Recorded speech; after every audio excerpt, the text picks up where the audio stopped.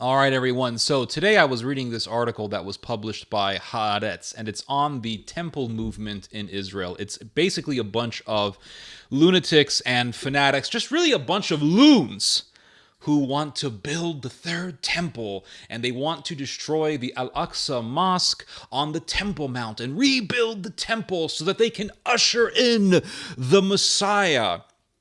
And I was reading this article, and do you know what the article stated in regards to the funds for this movement? Who is funding this movement? Well, you have an army of very wealthy American Jewish funders, but also, in addition to the Jewish funders, you also have evangelical American Christian Zionists who are pouring money into this insane asylum.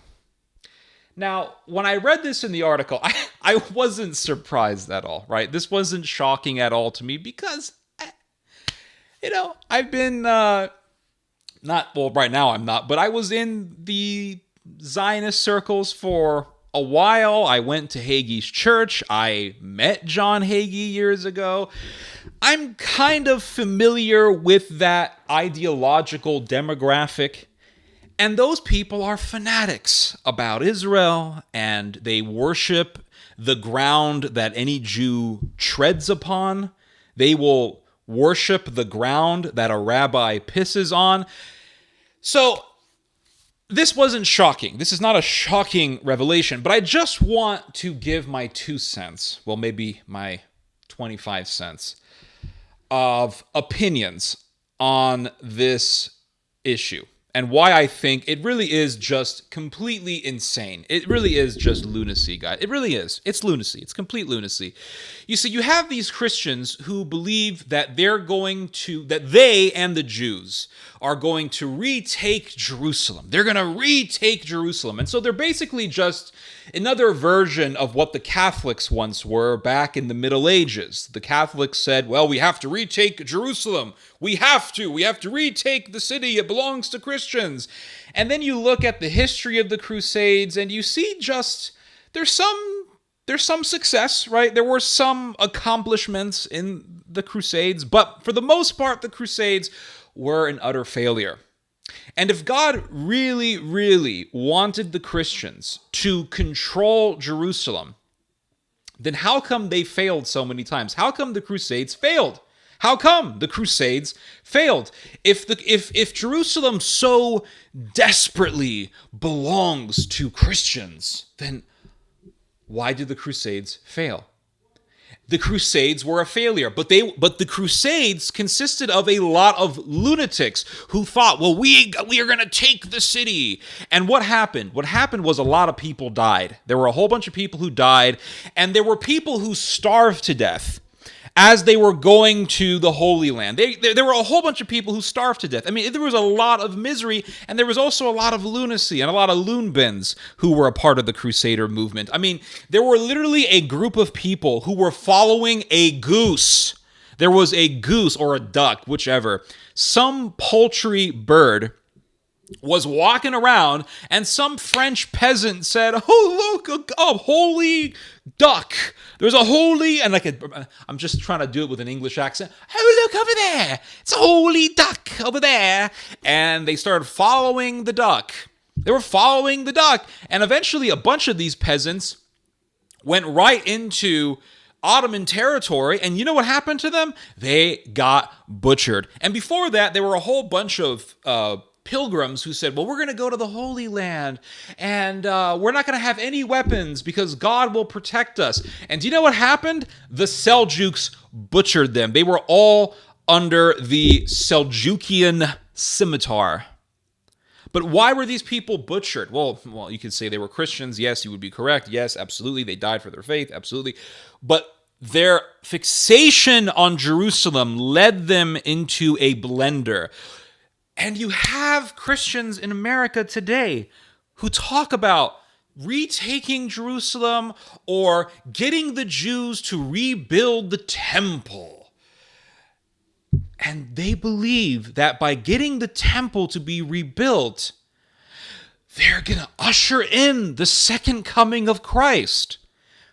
Guys, you know what this is? This is magic.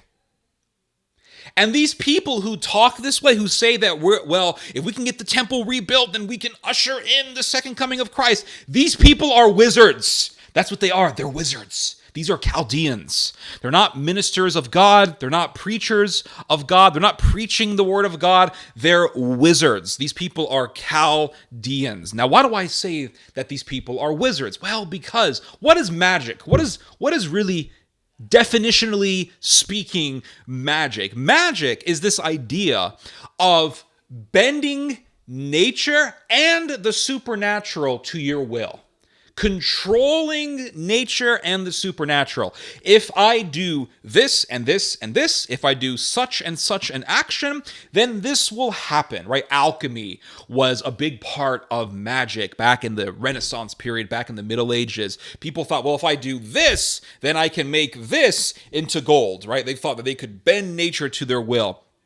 Well, if I say this spell or this spell and that spell, then this angelic being will come and do this for me. This demon will do this for me. And you can look at old medieval and Renaissance literature on magic, and you see this sort of thing. How do I make this woman fall in love with me? I remember years ago I read a book. It was on medieval magic, and it showed how there was this ritual that you could do to get a woman to fall in love with you. How do I get a woman to fall in love with me? Well, you take a pigeon and you kill the bird, and then you make a circle of blood with it, and then you put something on the corner of each circle, and then you lay down, and then you do this, and then you do that, or whatever, and then this person will fall in love with you, or whatever.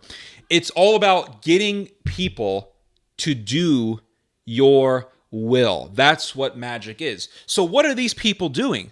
They're saying, if we rebuild the temple, right? We rebuild the temple, and then we provoke the Muslims to violence, and then we provoke the Iranians to violence, and we have the Jews and the Muslims kill each other, then that's going to make Christ come down. So in their words, it's magic.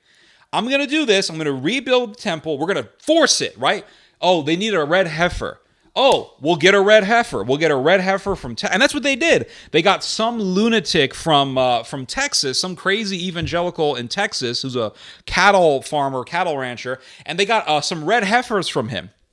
And they smuggled these red heifers into Israel. And then now they're saying, well, we got our red heifer, right? Again, this is magic. Well, we need a red heifer. Well, got the red heifer. Okay, here we go. Now, all we got to do is just rebuild the temple, and we'll kill the red heifer, and then we'll spread its ashes around. Oh, well, if we do this, yes, it's going to get the Muslims angry, and then there's going to be a temple, right? We're going to have to destroy the Al-Aqsa Mosque, and that's definitely going to get all the Muslims up in arms.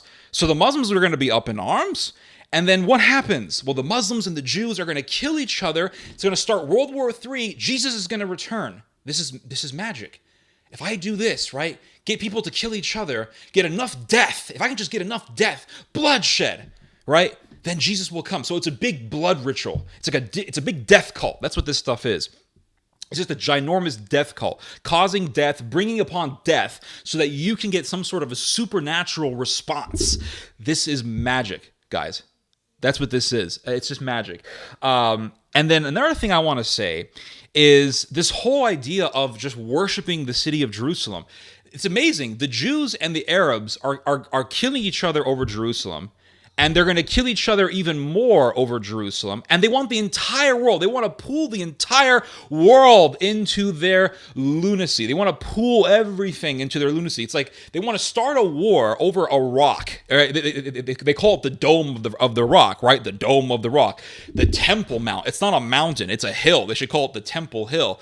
So you have the Temple Mount, the Dome of the Rock, and they want to destroy the whole world over a rock. These people are going to kill each other over a rock, and they want to pull the entire world into their war, and people's kids they want people's kids to sacrifice themselves for this city. And it's like, let them just have it. At this point, like if you really think that, well, killing half of the world's population is worth getting the city of Jerusalem, I think you're insane. Let the Muslims have it.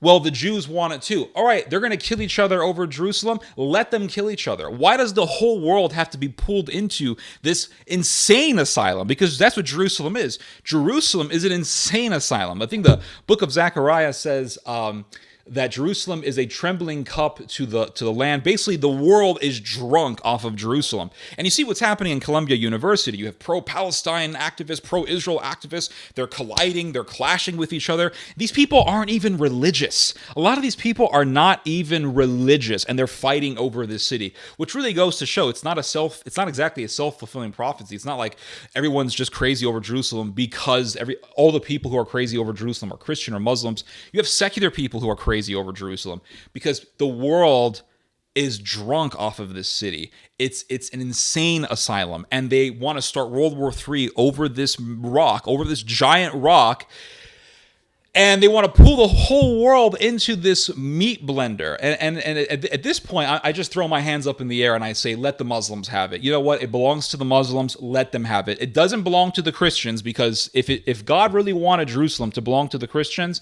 he would have given it to them, but it's not in the hands of the Christians. It's in the hands of two heretical groups. You have the Talmudic Jews and you have the Muslims who are Unitarian. There are two houses of heresy, and they're killing each other over this city, and eventually they're going to kill each other even more, and you're going to have Muslim countries entering it, and they're going to fight the Jews to retake the city. My point of view is, let them have it. They're going to kill each other. Let them kill each other. Why do people's kids have to die for a rock? It's a giant rock, guys. Who cares? To me, it belongs to those heretics, right? It belongs to the heretics. Just let them have it, and that's it. Our faith is not dependent on a giant rock, right? And it's definitely not dependent on some red heifer. Do you know what these people have become? These Zionist Christians and these fanatic Jews, they have become Hindus, cow worshippers. They're worshiping a cow, everybody. That's what this is. They're worshiping a cow. That's what this is. Oh, the red heifer, cow worship. And this is why I think I finally figured out why Jews and Hindus get along so well. They're both cow worshippers. I just figured it out. Cow worship, guys. Anyway, you guys just heard some theology. God bless.